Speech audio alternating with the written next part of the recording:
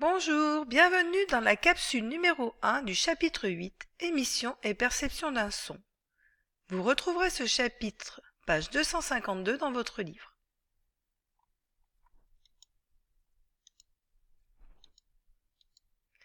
Émission d'un son. Un son est produit grâce à la mise en vibration d'un objet, corde de guitare, corde vocale, membrane d'un tambour, anche d'un hautbois. Le son produit est amplifié par une caisse de résonance. Les vibrations produites par l'objet vibrant sont transmises à la caisse de résonance, ici, qui fait vibrer le volume d'air qu'elle contient, ce qui amplifie le signal sonore.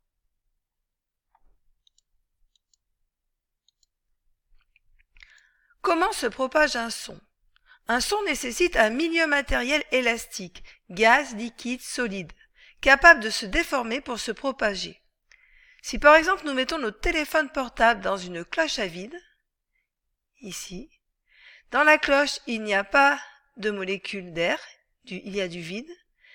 Si on fait sonner le téléphone, on n'entend rien. On n'entend pas la sonnerie d'un smartphone placé sous une cloche dans laquelle règne le vide. Le son ne peut donc pas se propager dans le vide.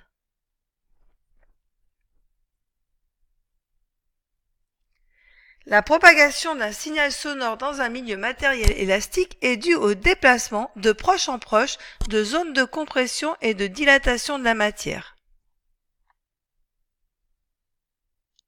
Par exemple, ici nous avons un haut-parleur, là des molécules d'air. Nous allons créer une impulsion.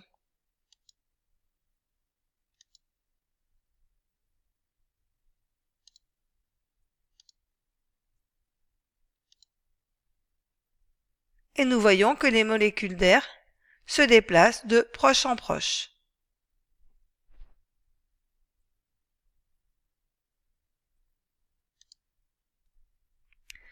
Donc ici, nous avons le haut-parleur.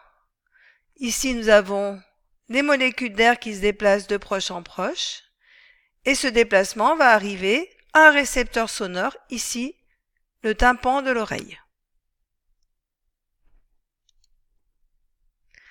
Pour un ressort, c'est de la même manière. Si ici nous créons une onde, donc ici une compression, donc comprimons les spires d'un ressort, nous observons que cette compression se déplace. Donc elle était là, elle est là, et ensuite elle est là. Et nous pouvons remarquer que ce ne sont pas les spires du ressort qui se déplacent. La spire qui est là, qui est là, qui est là, c'est la même spire.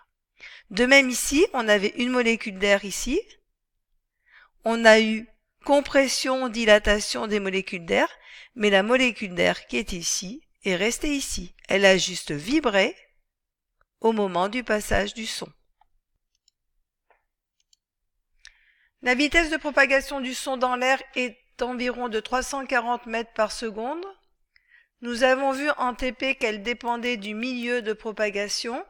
Elle est plus importante dans les milieux plus denses. Elle est plus importante dans les solides et dans les liquides que dans l'air. Elle est de l'ordre de 1500 mètres par seconde dans l'eau et de 5000 mètres par seconde dans l'acier.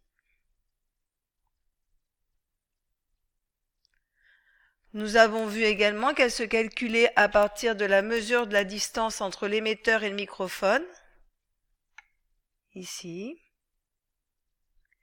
et de la durée séparant l'émission et la réception du son. Donc la durée entre l'émission et la réception du son.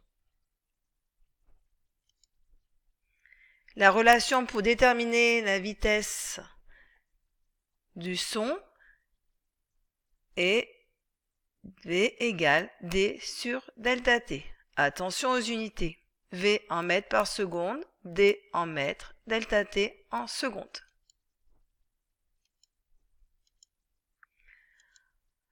Nous pouvons comparer cette vitesse à différentes vitesses. Par exemple, la vitesse d'un marcheur, 1,4 mètres par seconde, d'un vélo, 5,6 mètres par seconde, d'une voiture, d'un avion, et de la vitesse de propagation de la lumière dans l'air, 3 10 puissance 8 mètres par seconde, valeur que nous avons trouvée dans les chapitres précédents.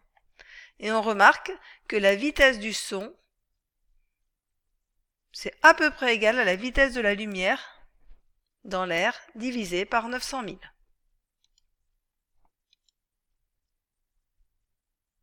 Voilà, nous avons terminé la capsule numéro 1 de notre chapitre 8. À bientôt pour la prochaine capsule.